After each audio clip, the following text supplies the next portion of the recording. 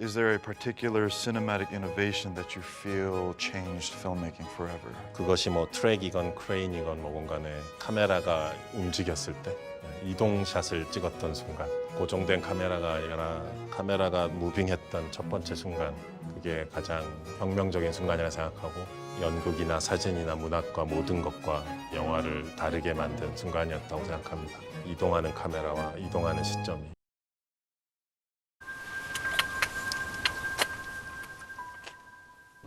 Bong Joon-ho is right.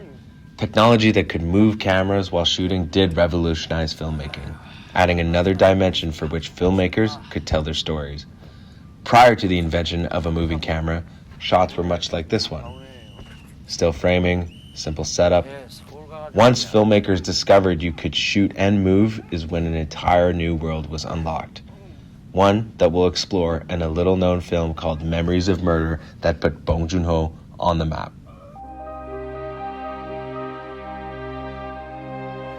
I'd like to do this by exploring 4 of 6 functions of camera movement described in Jacob Isaac Nielsen's video essay, Camera Movement in Narrative Cinema.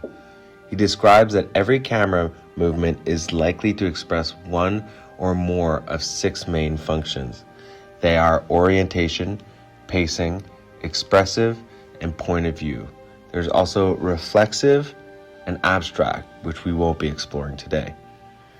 We will see how Bong uses camera movement to achieve these 4 main storytelling functions. It's important to note, while pan and tilt are fundamental camera movements, and Bong executes them very well, we're going to look specifically at shots where a support system other than a tripod is being used, as Bong refers to in the intro.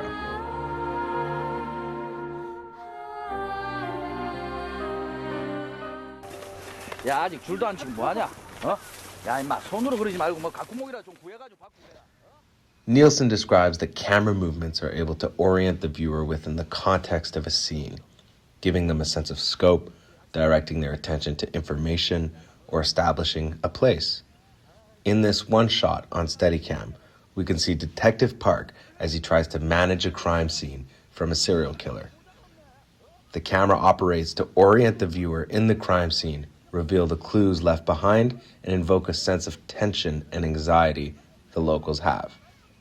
We also get a micro story where Detective Park discovers a footprint, then he gets called back to the scene only for a tractor to run over his precious footprint evidence in the end.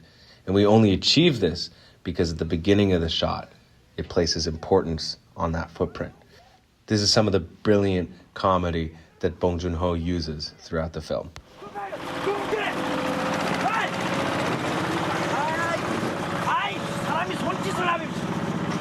뭐 씨발 뭐 방금 어떡하나 씨발 에이 아이 새끼야 너 이거 아이고 씨 개새끼는 이제 나타 범인 잡으러.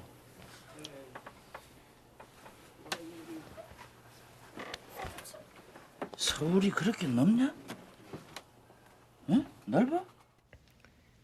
Pacing has the ability to create visual rhythms that transpire at a certain tempo, says Nielsen. They can create a sense of tension depending on their speed, stability, and angle, whether that be a chaotic and fast-paced scene, as the previous one was, or in this scene, where the movement is reduced to a slow dolly creep-in, as Detective Park and Detective Saw engage in a conversation after a long night of soju and karaoke. We could see that the conversation gets increasingly more uncomfortable as the two of them test each other's egos, finally ending in a medium frame where the police chief wakes up and takes command. The slow pacing that Bong implements here is meant to creep up on you as the scene develops. 선제 공격. 오케이?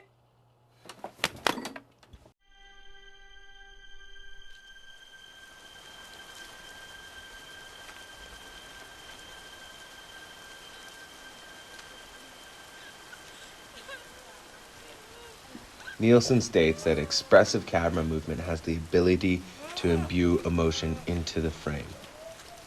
In a sense, it can mirror the emotion for which our characters are experiencing. In this scene, we can see Detective Seo as he slowly discovers the body of the 16-year-old schoolgirl who was murdered. It begins with slow moving shots where the tension builds as he notices the reaction of others.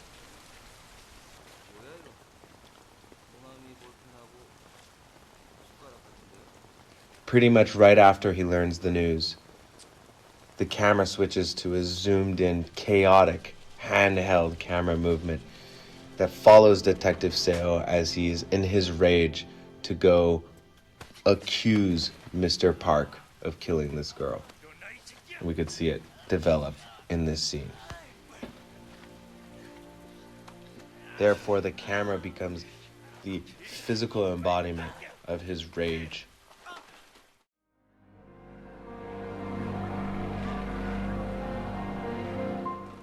Nielsen makes a point that while expressive camera movements are external to the characters, point of view is internal to the characters and approximating or copying the viewpoint of those characters.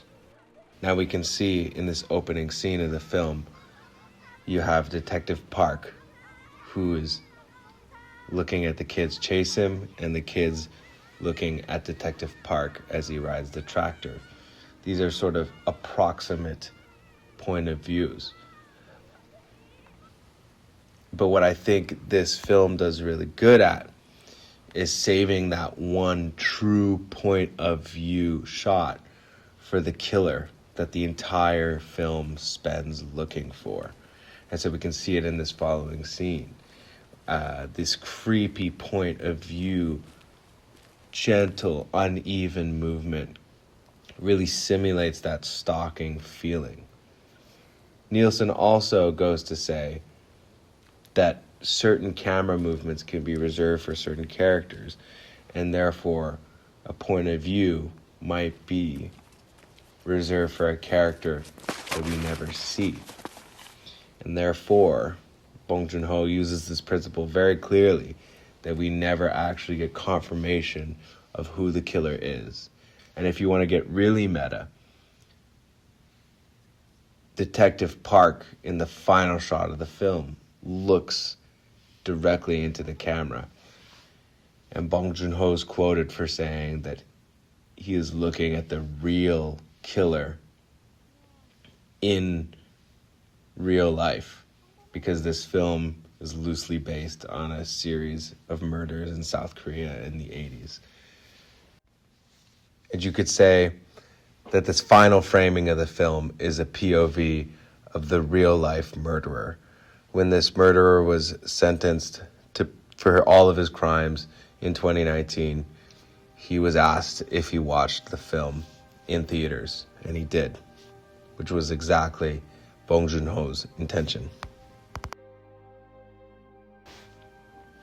In conclusion, I believe that Bong Joon-ho practices what he preaches.